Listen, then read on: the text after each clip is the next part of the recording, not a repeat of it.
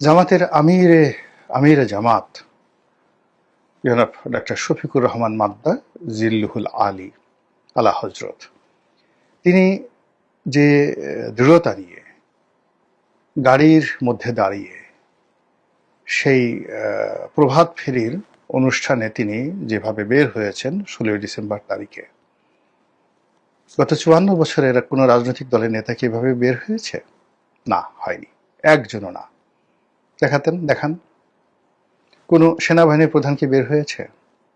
কোনো অন্তর্বর্তীকালীন সরকার, তত্ত্বাবধায়ক সরকার, কোনো মুক্তিযোদ্ধা কমান্ডার, বাংলাদেশে তো একটা মুক্তিযুদ্ধ মন্ত্রণালয়ের আছে, সেই মন্ত্রণালয়ের মন্ত্রী, কিংবা মুক্তিযোদ্ধাদের যে কেন্দ্রীয় কমান্ড কাউন্সিল সেটার একজন চেয়ারম্যান থাকেন, তারা এই গত 54 বছরে জামাতের আমিরের মতো এভাবে সুসংগঠিত হয়ে ভোর 6টার সময় বা 5টার সময়, মানে তারা যে মিছিলটা আয়োজন করেছে, আমার ধারণা যে একেবারে সূর্য ওঠার আগে। তো সূর্য ওঠার আগের এই অনুষ্ঠানটি আয়োজন করতে তাদেরকে মূলত তাহাজ্জুদ নামাজ পড়ে বের হইতে হয়েছে ঘর থেকে 2টোর সময়। তো বাংলাদেশের কোনো রাজনৈতিক দলে ঘোড়ার ডিমের এত তাহাজ্জুদ তো দূরের কথা, 5 ওয়াক্ত নামাজই পড়ে না, অনেকে প্রস্রাব করে পানি নেয় না। এখন হয়তো তারা দেখা যাচ্ছে যে টিস্যু পেপারটা ব্যবহার করে, প্রাকৃতিক কর্ম, কিন্তু 1971 সনে এরা বেশিরভাগ ক্ষেত্রে পাট খেতে গিয়ে কাজকর্ম করে হ্যাসল দিত। তো সেখানে জামাতের লোক এই কাজ করে না। জামাত আগেই ওযু করতো, গোসল করতো, পানি ব্যবহার করতো, আতর মাখতো। তো বোঝার চেষ্টা করেন তাদের একটা পবিত্রতা রয়েছে। তো সেই তাহাজ্জুদ নামাজ পড়ে রাত 2টার সময় বিভিন্ন নেতাকর্মীরা রাজধানীর বিভিন্ন এলাকা থেকে এসে তারা একটা জায়গাতে জড়ো হয়েছে। তারপরে সেখান থেকে তারা মিছিল করেছে। হাজার হাজার অগণিত মানুষ, কত 10,000, 20,000, 50,000, এমনকি 1 লাখও যদি হয়, অস্বাভাবিক নয়। এটা অতীতে কোনো রাজনৈতিক দল পারেনি।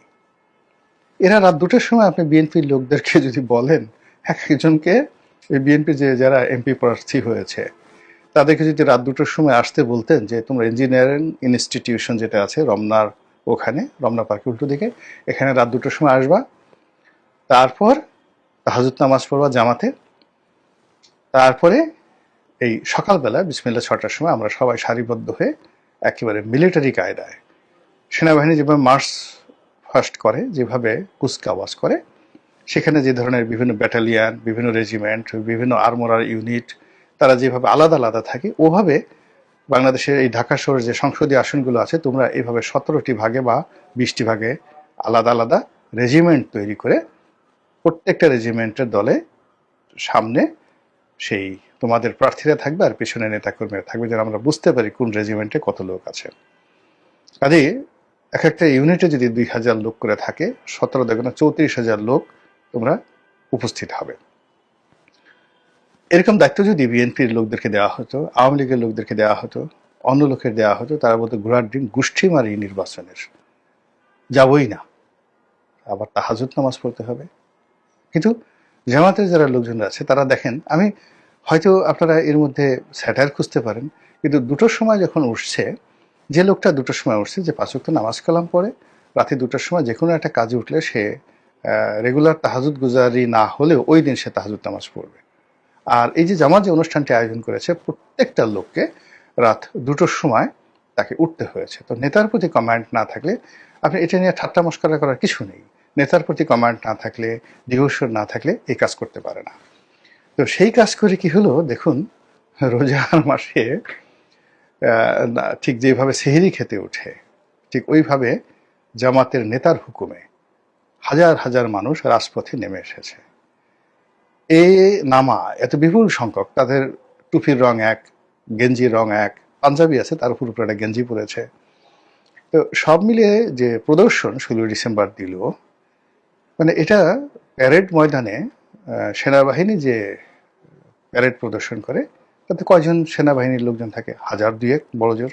পুলিশ, সেনাবাহিনী, বিভিন্ন বাহিনীর মিলে 2,000 লোক প্যারেডে অংশগ্রহণ করে।